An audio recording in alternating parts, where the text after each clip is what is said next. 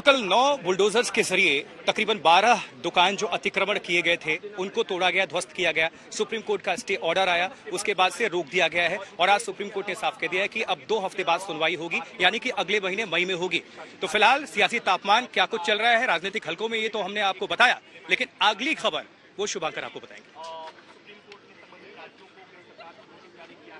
देखिए 12 दुकानें तोड़ी गई हैं और उसमें एक दुकान जो है वो जहां पर हम मौजूद हैं गुप्ता जी की दुकान है। इनकी कहानी जो है थोड़ी दर्दनाक है क्योंकि गुप्ता जी का कहना है कि ये जो बिल्डिंग है, ये जो उनकी दुकान है, ये ना अवैध थी ना अतिक्रमण थी और उनके पास कागजात भी थे, लेकिन इसके बावजूद इसे तोड़ दिया गया। अब वो कह रहे हैं कि वो इसको लेकर लीगल कार्रवाई करेंगे। रिपोर्ट देखिए।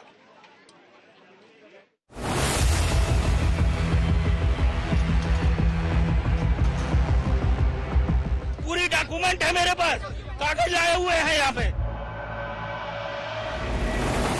कागज देखने का कोई अफसर आगे नहीं आ रहा है। दिल्ली की एक आम सी बस्ती जहांगीरपुरी।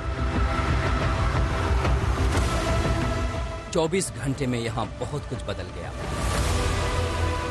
जहां तहां बिखर गई दर्द और बेबसी की दास्तान। 2.5 से 3 घंटे की 9 बुलडोजरों की कार्रवाई और इसका नतीजा आपके सामने है। हर तरफ मलबा है। जहांगीरपुरी के कई किरदारों के लिए बुधवार काला दिन साबित हुआ और इनमें से एक सबसे चर्चित चेहरा है गणेश कुमार गुप्ता का।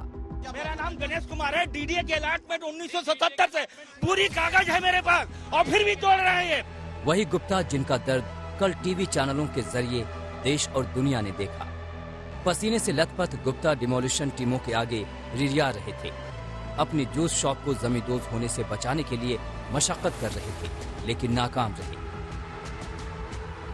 सपने रौंद गया एक बुलडोजर। पीड़ित गणेश कुमार गुप्ता। एक अदद दुकान उनकी रोजी रोटी का जरिया थी, इसी से परिवार चलता था, लेकिन आज ये खंडहर बन गई है। गुप्ता एमसीडी के दस्तों को अपने कागजात दिखाते रह गए। आप पीछे हट जाओ, कोर्ट में जाना आप पीछे हट जाओ। कागज तो देखिए, पीछे हट जाओ। 2 मंजिल का कागज है, देखिए, दिखाइए, देखिए। कागज दिखा रहे हैं, कागज। मेरा नाम गणेश कुमार है। डीडीए के अलॉटमेंट 1977 से पूरी कागज है मेरे पास और फिर भी तोड़ रहे हैं। कागज देखने नोटिस दिया, कोई नोटिस नहीं दिया गया। मीडिया के सामने गुहार की।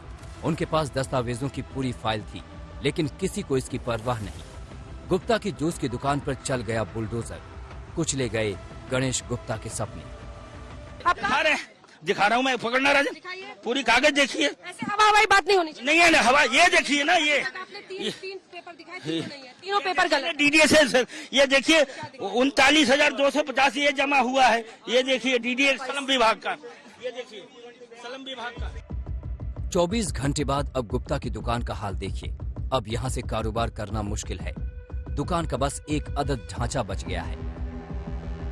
ये जो दुकान है, जो मेन चौराहा, जो कुशल चौक है, वहां पर कॉर्नर पे जो ये दुकान थी, तो बताया गया कि इस दुकान का कई सारा जो हिस्सा है, जिसमें साइड में जो सीढ़ी है उसको अनधिकृत बताते हुए देखिए यहाँ पर तोड़ने का काम किया गया। हालांकि जो जिनकी ये दुकान, उनका ये कहना था कि उनके पास इसके डॉक्यूमेंट थे, लेकिन इस पूरे चीजों को जो तोड़ा गया है, आप देखिए वो बताया जा रहा था कि अनधिकृत है और इस वजह से इस चीज को तोड़ा गया। ये देखिए ना, ये गणेश गुप्ता का कहना है कि उनके पास दुकान के अलॉटमेंट के तमाम दस्तावेज थे, लेकिन किसी अधिकारी ने उनकी एक दलील नहीं सुनी। ये देखिए डीडीए सलम विभाग का।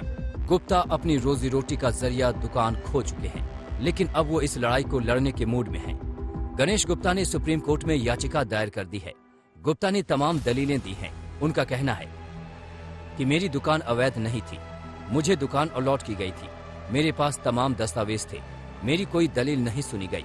एमसीडी एक नोडल अफसर तैनात करे, यही अफसर अवैध निर्माणों की पहचान करे। डीडीए ने अलॉट कराया था, उसकी फीस भी जाती है 4800 रुपये सालाना। सारा मेरा कागज है, सब कुछ है।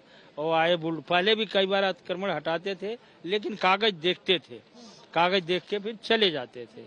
इस बार कोई कागज देखने को तैयार नहीं। मैं कागज दिखाता रह गया कि भाई कागज देखो, कागज देखो। अगर कागज नहीं भी देखते हो तो सुप्रीम कोर्ट का ऑर्डर आ गया 1 घंटे पहले, कि अतिक्रमण ये रोका जाए। लेकिन कागज मेरा तो लीगल है, डीडीएस अलॉटमेंट की दुकान है, 1977 से बैठा हुआ हूँ मैं।